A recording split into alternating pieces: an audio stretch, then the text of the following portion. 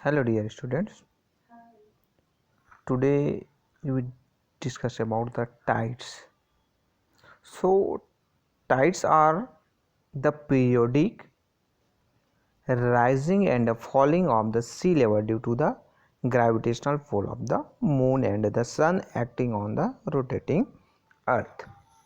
Means हम यहाँ पर बात कर रहे हैं जो टाइड्स का है, तो वो जो पीरियोडिक यानी जो पर्टिकुलर जो टाइम में एक जो समय में राइजिंग और फॉलिंग होता है, यानी जो सी लेवल है वो ऊपर उठता है फिर नीचे चला जाता है, तो इसी को जो टाइड्स कहा जाता है। और इसका जो होने का जो रीज़न है, किस कारण से, किस रीज़न से होता है, सो ये होता है आपका ग्रेविटेशनल जो पुल है किसका, मून और सन का, और जो अर्थ जो रोटेट करता है, तो इन सब के इफेक्ट के कारण से आपका जो टाइड्स है उसका फॉर्मेशन होता है। अब ये कैसे होता है, क्या प्रोसेस है, ये जो चीज़ें हैं हाई टाइड्स लो टाइड्स, तो ये जो चीज़ें हैं इसको मैं एक वीडियो प्ले कर रहा हूँ जस्ट अ फन, यानी आप इसको देखिए, एंजॉय भी कीजिए और इससे कुछ जो चीज़ें आपको बताया जा रहा है उसको भी समझिए। सो ये आपके पास video.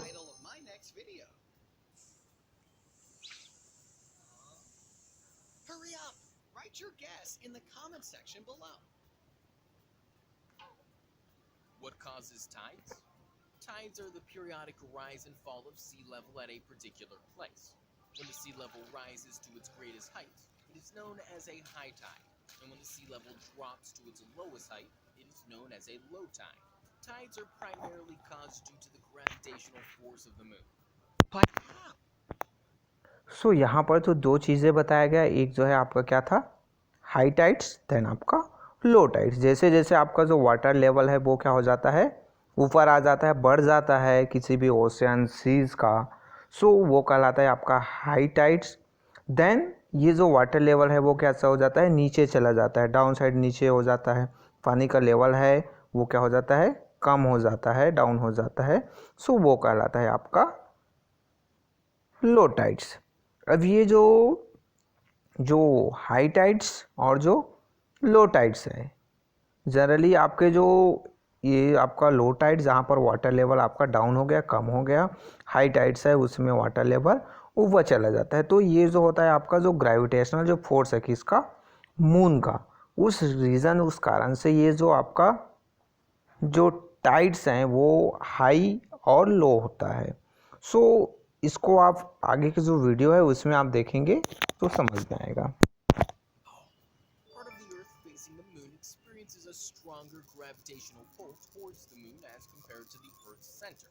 So, the part facing the moon is pulled away from the center, creating a bulge and thus increasing the sea level and causing a high tide. Now, the Earth's center experiences a stronger gravitational force towards the moon than the part facing away from the moon. Hence, this part is pulled away from the center, resulting in high tide on the opposite side as well. In addition to this, the places in between the two high tides, where the sea level drops, experience low tides. सो ये जो है आपके पास क्या था, दो चीज़ें, एक जो आपका आया हाई टाइड्स, देन आपका लो टाइड्स। जो आपने वीडियो में देखा कि कैसे जो है हाई टाइड्स और कैसे लो टाइड का फॉर्मेशन होता है, आपका जो ये जो बीच में आपका क्या था, अर्थ, देन यहाँ पर आप जो देखेंगे तो आपका जो मून था, तो जो इसका जो ग्रेविटेशनल जो फोर्स है, यानी जो मून है वो इसको किसको, हमारा अर्थ है उसको अपनी ओर खींचता है, आकर्षित करता है।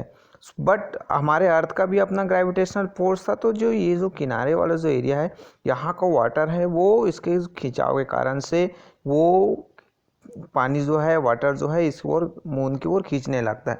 जस्ट सेंटर में भी ग्रेविटेशनल फोर्स है तो वो भी अपना इफेक्ट लगाता है, तो इसके कारण से इधर के भी जो वाटर है वो भी इस ओर खींचने लगता है। सो ये आपके दो जो एरिया है, इस ओर आपका जो हाई टाइड, दोनों साइड आपके केस का हाई टाइड का फॉर्मेशन होता है, देन आपका जो ऊपरी जो पार्ट्स है इस ओर और देन नीचे की ओर, दोनों ओर आपके जो लो टाइड्स हैं उसका फॉर्मेशन होता है।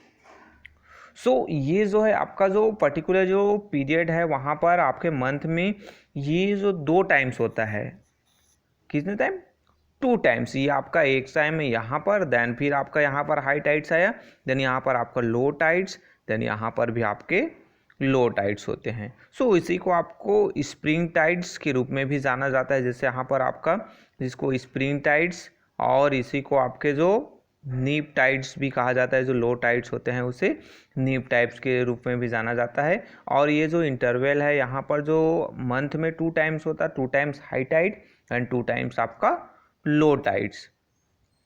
सो ये जो है आपके 7 डेज के इंटरवल में आपके जो स्प्रिंग टाइड्स और जो नीप टाइड्स हैं वो आते हैं। सो यहाँ पर ये जो डायग्राम है उसके माध्यम से आपको अंडरस्टैंड करवाने का प्रयास किया गया है कि ये जो आपका सन, देन आपका ये आपका मून, फिर यहाँ पर आपका जो अर्थ है। सो यहाँ पर ये जो नीप टाइड्स, स्प्रिंग टाइड्स है, देन आपका नीप टाइड्स। तो इस टाइप से जो टाइप्स है उसका जो फॉर्मेशन होता है। अब यहाँ पर द यूज़ ऑफ टाइड्स की बात किया गया, टाइड्स का क्या यूज़ है।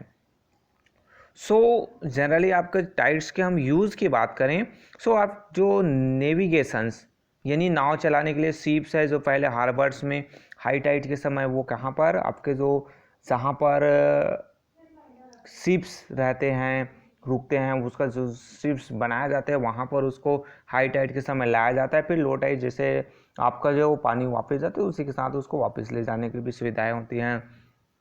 Fisher flocks go into the open sea for fishing, return to the land with the incoming high tides, यानी हाई टाइड्स जब लो टाइड्स होता है तो उसके साथ जो मछली पकड़ने वाले वो चले जाते हैं ओशंस में, सीज में। देन आपका हाई टाइड्स आता है तो उसके साथ उसका जो शिप्स है उसके नावें हैं भी वापस आ जाती है। देन टाइडल पावर्स है वो जनरेट किया जाता है इलेक्ट्रिसिटी जनरेट करने के लिए, यानी जब पानी आती है जो समुंदर की लहरें आती है हाई टाइड्स में तो वो जो वाटर है उसके साथ इंटर होता है, फिर तो वापस जाता है, तो फिर वो टरबाइन जो है उसमें रोटेट करता है तो उससे इलेक्ट्रिसिटी जनरेट किया जाता है। अब आपका नेक्स्ट आता है कि जो न्यूट्रिएंट हैं उसको वो मिक्स कर देता है, जिससे वहाँ पर आपके क्या है कोस्टल रीजन में जो मरीन जो लाइफ है वो ज़्यादा एक्सीलेंट तरीके से डेवलप होते हैं और वो जो फिशिंग ग्राउंड्स के रूप में उसका यूज़ किया जा सकता है। देन नेक्स्ट आता है कि जो आपका जो हाई टाइड्स है वाटर जो gushes in towards the land lots of fish come along with it, यानी जो जैसे ही आपका हाई टाइड्स आता है तो पानी के साथ आपके जो बहुत सारी मछलियाँ हैं वो भी आ जाती है, और जो फिशर्स है मछली पकड़ने वाले हैं उनको बहुत सारे अमाउंट्स में मछलियाँ ईजिली जो है आपके जो कोस्टल एरियाज पर उनको मिल जाता है। फिर आपका जो माउथ है रिवर का जो माउथ है जहाँ पर जो रिवर्स हैं वो अपने डिपॉजिट लाकर डिपॉजिट करते हैं, तो हाई टाइड्स के जैसे ही वाटर जो है अमाउंट्स है वो ज़्यादा आता है तो वो जो सेडिमेंट्स हैं वो वाटर जो है जब वापस जाता है लो टाइड्स के समय तो उसके साथ वो उसको ले जाते हैं वापस, और जो सेडिमेंट्स है माउथ एरिया है रिवर्स का वो क्लियर हो जाता है। सो ये जो आपके टाइड्स की बात हुआ। देन हम नेक्स्ट जो चीज़ देखते हैं आपका करेंट्स, यानी जो थर्ड जो मोमेंट्स होता है हमारे जो ओशियनिक जो वाटर है उसमें आपका क्या आता है आपका करेंट्स, जो समुद्री जो जल धाराएं जो बहती है। अब यहाँ पर जो हम करेंट्स की बात करते हैं जो so currents are stream of water flowing continuously through the oceans in definite direction they are caused by। अब ये जो कंटिन्यू जो फ्लो होते रहते हैं जो आपके जो वाटर फ्लोइंग जो वाटर हैं वो ओशियनिक जो एरिया में किसी ना किसी एरिया में हमेशा कंटिन्यू वो बहते रहते हैं। अब इसका जो रीज़न कॉज बताया गया किस कारण से होता है, तो जो सबसे पहले आपका जो वेरिएशंस होता है टेम्परेचर, जो ओशियनिक जो वाटर है उसका जो अलग अलग जो टेम्परेचर जो होता है उसके कारण से ये जो वाटर है आपका जो करेंट्स हैं वो फ्लो होते हैं। देन आपका रोटेशन है किसका अर्थ का उससे भी होता है। देन आपका जो प्रिवेलिंग विंड्स डिफरेंट जो हवाएं जो चलती है डिफरेंट जो जैसे हमारे यहाँ जो मानसूनी हवाएं होती है तो इस टाइप से जो प्रिवेलिंग विंड्स हैं उसके कारण से भी ये तो हमारा पीरियोडिक विंड्स हो गया, बट कंटिन्यू जो बहुत सारे जो बहने वाली हवाएं हैं उनसे भी जो करेंट्स है उसका फॉर्मेशन होता है। Then differences in density and salinity of water in different part of the oceans, यानी हमारा जो ओशियंस है तो अलग अलग पार्ट है, तो वहाँ का जो डेंसिटी और सैलिनिटी है यार, खारापन, उसका जो घनत्व है वो अलग अलग होता है। सो इसके कारण से भी फॉर्मेशन है वो सम करेंट्स है उसका होता है। Then the shape of the land, यानी कोई भी पर्टिकुलर जो लैंड एरिया है उसका शेप भी डिपेंड करता है कि वहाँ पर किस टाइप के जो करेंट्स है उसका फॉर्मेशन होता है।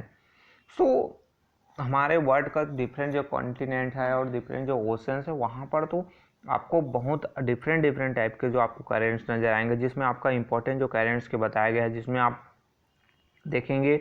सो सरफेस से वो क्या ओशंस की ओर जो मूव करता है, जिसमें आपका gulf stream, north Atlantic currents है, कैलिफोर्निया करेंट्स है, the Atlantic south equatorial currents है, आपका वेस्ट विंड ड्रिफ्ट।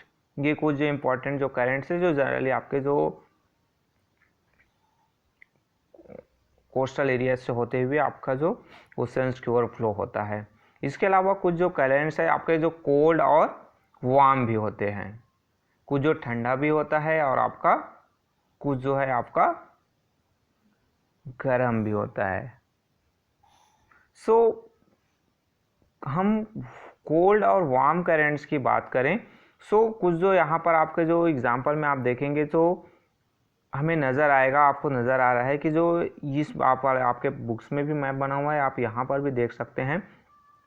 सो ये आपका जो पिंक या रेड कलर में जितने भी आपके करेंट जो नज़र आ रहे हैं ये वाले आपके अलग अलग जगह, सो ये आपका कौन सा है, वार्म करेंट्स है। और आपको ब्लू कलर में जो करेंट जो नज़र आ रहे हैं वो जनरली आपका क्या है, ये सब आपको नज़र आ रहे हैं वो आपका कोल्ड करेंट्स है। यहाँ पर आपको इंडिकेट भी दिया हुआ है। सो जनरली आप जो देखेंगे तो currents moving from equatorial region to the polar region are warm, यानी जो ये जो हमारा बीच का जो ये इक्वेटर है ये 0 डिग्री जिसको हम इक्वेटर के रूप में जानते हैं। तो जो इक्वेटोरियल जो रीजन है यहाँ से जो ब्लो होने वाले जो जितने भी करेंट्स है इसके आसपास एरिए ये सब आपके वार्म करेंट्स होंगे, क्योंकि equatorial region generally warm area होता है, यहाँ पर टेम्परेचर हाई होता है। बट जो the gulf stream is a example of warm currents, यानी आपका यहाँ पर गल्फ स्ट्रीम नज़र आ रहा है तो ये एग्जाम्पल है आपका वार्म करेंट्स का। देन आपका कोल्ड करेंट्स की बात किया जाए, so move from the polar belt to the tropical belt, यानी जो पोलर एरिया यहाँ पर आपका लैब्राडोर जो कोल्ड करेंट्स है, यहाँ पर फ्लैगलैंड जो करेंट्स हैं ये भी आपको नज़र आ रहे हैं, ये भी आपका क्या है कोल्ड करेंट्स है। तो यहाँ पर वेस्ट विंड ड्रिफ्ट्स, ये वेस्ट विंड ड्रिफ्ट्स ये भी आपका कोल्ड करेंट्स है। तो ये जो आपका जो पोलर रीजन है यानी जो ठंडे जो एरिया है उसके आसपास से यहाँ से ऑर्गेनेट होता है और ये ब्लो होते हैं। सो ये आपके कोल्ड करेंट्स कहलाते हैं। फिर कुछ जो चीज़ें आया कि जो the effect of ocean currents, ये जो ओशियन जो करेंट्स है उसका क्या क्या इफेक्ट है वो नज़र आता है। सो यहाँ पर हम इफेक्ट्स की बात करें तो ocean current influence the temperature of the region through which they travel, यानी जिस एरिया में वो क्या करता है ट्रेवल करता है उस एरिया का वो क्या कर देता है इफेक्ट डालता है। वहाँ का जो टेम्परेचर अगर ठंडी हवाएं करेंट्स ठंडी जो समुद्री जल धाराएं बह रही है तो उस एरिया में वो जो है एयर क्या वहाँ का जो टेम्परेचर है वो क्या हो जाएगा ठंडा हो जाएगा। गर्म वाले चल रहे हैं तो उस एरिया को वो क्या कर देंगे गर्म कर देंगे। तो वही चीज़ को बताया गया है कि वार्म करेंट्स है वो इंक्रीज टेम्परेचर और आपका जो कोल्ड करेंट्स है वो डिक्रीज टेम्परेचर। तो सी ब्रीज लैंड ब्रीज इसके बारे में आपने ऑलरेडी स्टडी कर लिया है कि आपका जो कोल्ड जो एयर है वो अगर ठंडी हवाएं वहाँ जलधाराएं हैं तो वहाँ से जो हवा गुजरेगी वो भी ठंडी हो जाएगी। गर्म हवाएं हैं अगर गर्म जो जलधारा है तो उससे होकर जो गुजरने वाली हवाएं हैं वो भी क्या हो जाएगा आपका गर्म हो जाएगा। तो एग्जांपल इसी को बताएगी कि नॉर्थ अटलांटिक जो ड्रिफ्ट है वो वार्मर जो इक्वेटोरियल वाटर्स है उसको नॉर्थ वर्ड की ले जाता है और वहाँ पर जो टेम्परेचर है जो कोस्टल एरिया है नॉर्थ वेस्टर्न जो यूरोप है उसको क्या कर देता है इंक्रीज कर देता है। जो आपका जो कोस्ट है वो फ्रोज़न होता है वो इस समय टेम्परेचर इंक्रीज होने से वो क्या हो जाने लगता है पिघलने लगता है और वहाँ पर जो शिप्स हैं वो आ जा सकते हैं। देन आपका कुछ जो ड्राई जो और कोल्ड जो विंड्स है वो बताया गया कि अटकामा है जो साउथ कहाँ पर है आपका, अफ्रीका में है। उसके अलावा नामीब का है। वो जो ड्राई और जो कोल्ड विंड्स हैं वो इस एरिया में आपके जो डेजर्ट है उसको कन्वर्ट कर दिया है। क्यों? क्योंकि यहाँ पर आपका देखोगे तो उस हवा में मॉइस्चर ही नहीं होता है, तो बारिश नहीं हो पाता है, जिससे इस एरिया में आपका क्या हो गया, डेजर्ट है वो कन्वर्ट हो गया। कन्वर्जेंस जो हॉट और कोल्ड को जो करेंट्स की बात आ गया है, तो दोनों जहाँ पर मिक्सअप होते हैं वहाँ पर डेंस जो फॉग्स है वो उसका फॉर्मेशन होता है। जैसे यहाँ पर आपके देखेंगे तो कनाडा का एरिया है जहाँ पर कोल्ड लैब्राडोर करेंट्स और आपके जो गल्फ स्ट्रीम है वो जो आपस में जहाँ पर मिक्स होते हैं, तो वहाँ पर एक्सीडेंटल प्रोन एरियाज जो शिप्स है वो एक्सीडेंट होने के चांसेस होते हैं। क्योंकि ये जो आपका ये वाला एरिया जहाँ पर ये ऊपर में आपका लैब्राडोर है, देन आपका नीचे आपका गल्फ स्ट्रीम है, तो यहाँ पर जो दोनों मिक्स होते हैं तो वहाँ पर जो डीप फॉग है उसका फॉर्मेशन होता है और एक्सीडेंटल प्रोन होते एरिया हो जाता है। क्योंकि यहाँ पर जो फिश है वो बहुत ज़्यादा अमाउंट्स में पाया जाता है, जिससे जो समुद्री जो जहाज़ है यहाँ पर जो फिश पकड़ने के लिए, फिश जो कैप्चर के लिए जाते हैं, सो एक्सीडेंट होने के चांसेस बहुत ज़्यादा होते हैं। जिसको यहाँ पर बताया गया कि फिशिंग ग्राउंड्स के बारे में जैसे मैंने बताया, तो प्लैंकटन जो है उसका फॉर्मेशन जो स्मॉल ऑर्गेनिज्म होते हैं जिससे मछलियाँ खाती हैं और बहुत ज़्यादा बड़ी बड़ी हो जाती है, और उसका जो बहुत पसंदीदा चारा होता है, जिसके कारण से कोल्ड करेंट्स और जो वार्म करेंट आपस में मिक्स होते हैं वहाँ पर बहुत ज़्यादा अमाउंट्स में मछलियाँ पाई जाती है। देन ने जो इम्पोर्टेंस की बात बताया गया करेंट्स का, तो ships that move along with the oceans currents can move faster and thus cut down their travel time and the use of fuel. यानी शिप जो है करंट के माध्यम से जो फ्लो होते हैं, जो कोई भी हवा जल धाराएं बहती रहती है उसमें वो चलते हैं, सो उससे क्या हो जाता है, तो उसको जो टाइम है वो भी बचता है और उसका जो फ्यूल का जो खर्चा है वो भी कम हो जाता है। जैसे आप लोगों ने कभी कभी बारिश के सीजन्स में अब नाव कागज़ का जो पेपर बोट्स है वो पानी में चलाए होंगे, तो जहाँ पर आपके जो पानी बहती रहती है उसमें आप चलाते हो, तो क्या होता है कि वो जो है शिप्स हैं वो बहुत तेज़ गति से स्पीड से वो बहने लगती है, चलने लगती है। बट आप उसी को शांत जो पानी है वहाँ पर रखें तो आपको उसमें फूंक मारना पड़ेगा, उसको हवा के माध्यम से चलाना पड़ेगा। सो ये जो करेंट्स है उसमें फ्लो होने में शिप्स को ईजी होता है और उसका फ्यूल भी बचता है। सो ये कुछ जो इम्पोर्टेंस थे किसके, हमारे करेंट्स के। अब देन आपका नेक्स्ट आता है कि वाटर पॉल्यूशन। वाटर पॉल्यूशन की बात है, जो हम वाटर पानी को क्या कर रहे हैं, प्रदूषित कर रहे हैं, हम उसमें कचरा मिला देते हैं। जैसे आप लोकल लेवल पर आप देखते हैं तो आप जो क्या करते हैं, नहाने का पानी है, किचन का जो वेस्ट वाटर है, या फिर हमारे जो डिफरेंट यूजेस के जो वाटर है, हम उसको ऐसे ही पानी में, ऐसी नालियों में थ्रो कर देते हैं। फिर वो नालियों का जो पानी है वो बहते हुए रिवर्स में, पॉन्ड्स में मिक्स होता है, तो जिससे वाटर हमारा क्या हो जाता है, पोल्यूट हो जाता है। सो वाटर पॉल्यूशन क्या चीज़ है, तो यहाँ पर आया कि contaminations of both underground and surface water is called water pollution. Contaminations makes water unfit for use. Domestic wastes and the untreated industrial influence impeted into the water bodies will certainly cause water pollution। यानी हम कुछ बहुत सारी जो चीज़ें हैं, जो unwanted जो चीज़ें हैं उसको हम मिक्स कर देते हैं किसमें, हमारे फ्रेश वाटर में। चाहे वो हम अपना जो डोमेस्टिक वेस्टेज हो, इंडस्ट्री से निकलने वाले जो अनट्रीटेड जो वाटर्स हैं उसको, या फिर जो हमारे जो फार्मर्स हैं, जो खेतों से निकलने वाले जो केमिकल्स मिक्स वाटर है उसको भी हम पॉन्ड्स में, रिवर्स में, लेक्स में क्या कर देते हैं, बहा देते हैं, जिससे वाटर पॉल्यूशन होता है। सो पोल्यूटेड वाटर में contain bacteria, parasites, animal wastage, toxic wastage etcetera. Toxic wastage include pesticides, heavy metals and many other non-biodegradable cancer causing solid wastage। Means आपके जो पोल्यूटेड वाटर की हम बात करें तो उसमें जो बैक्टीरिया मिले होते हैं, पैरासाइट्स होते हैं, एनिमल वेस्ट होते हैं, और जो टॉक्सिक वेस्टेज में जिसमें आपका जो प्लास्टिक्स, हम जो पेस्टिसाइड्स मिला देते हैं, मेटल जो कई जो मेटल जो मटेरियल्स है उसको भी मिक्स हो जाते हैं, जिससे हमें बहुत सारे जो नॉन बायोडिग्रेडेबल जो है जिससे कैंसर होने का भी खतरा होता है, ऐसे जो पदार्थ हैं, ऐसे जो मटेरियल्स हैं वाटर में मिक्स होते हैं और हम वाटर को पॉल्यूट करते हैं। सो हमें पता है कि जो वाटर है वो क्या है हमारे लिए, water as we now is already a scarce resources. Water pollution make it difficult for us to get even clean drinking water. It therefore become our duty to conserve water and prevent further pollutions.